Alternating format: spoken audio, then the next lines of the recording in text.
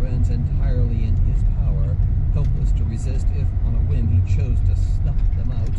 But regardless of their position and the fear they surely felt, they still had faith in Captain Reddy and their cause, and an absolute certainty they'd be avenged.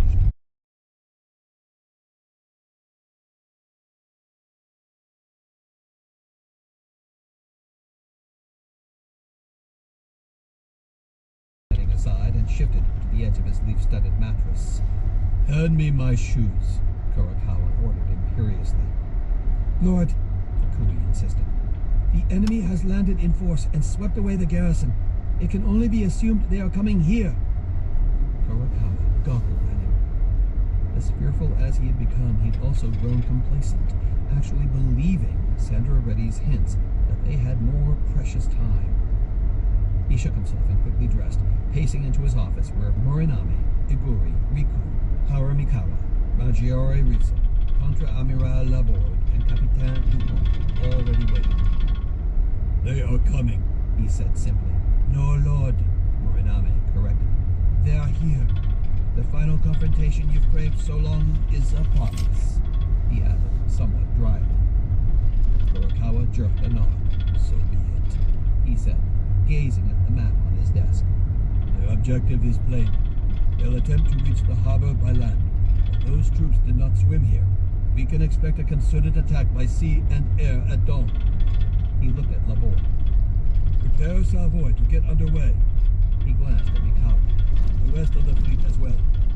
I will likely go aboard Savoy myself, but have Nachi stand by in case I change my mind."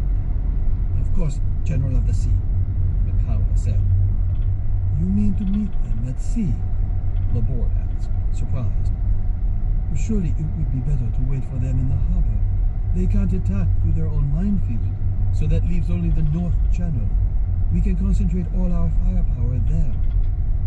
Kurokawa regarded him with contempt. "You clearly do not understand. If they're coming, they'll do so with what they consider sufficient force to succeed. That means they brought one carrier at least. Would you rather sit immobile while agile aircraft bomb and possibly torpedo Savoy? Or do you prefer room to maneuver?" "How dangerous can their little planes be?" Dupont asked derisively. "Our anti-aircraft weapons will swat them from the sky." "I hope you're right," Kurokawa said. "But you haven't faced their little planes before. I have. Do not underestimate them." He looked around. "Our fleet will sortie at dawn and seek theirs." He looked at Morinami. "I want scouts, torpedo planes with radios, in the air at once." "And my planes?" Maggiore Rizzo asked, his voice laced with irony. "With the dawn, with the rest of the fighters, prepare to pounce on the enemy air attack." He regarded Fukui. "It may take too long for them to arrive, but send an urgent message to all ground forces on the island to converge here, prepared to fight. We must stop the enemy before they reach the harbor." He waited expectantly. "You have your orders!" he shouted. The room quickly emptied. Rizzo stopped to stare at him a moment, blocking Fukui, with an unreadable expression on his face.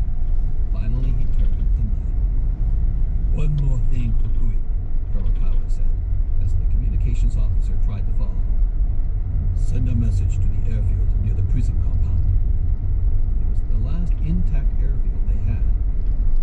"In addition to preparing for operations against the enemy, the commander will send a detachment to bring Sandra Reddy to me."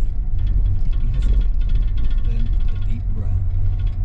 "The rest of the prisoners have no value now. They will be executed at once." Fukui gulped. "Lord, at once!" Kurokawa roared. The prison compound. It had been another lovely bombing raid, coming much later, or earlier, depending on your perspective, than usual, and Sandra, Adar, Diania, Horn, Lon, Eddie, and Ruffy all came out to watch. Fires spread in the dockyards, and at least one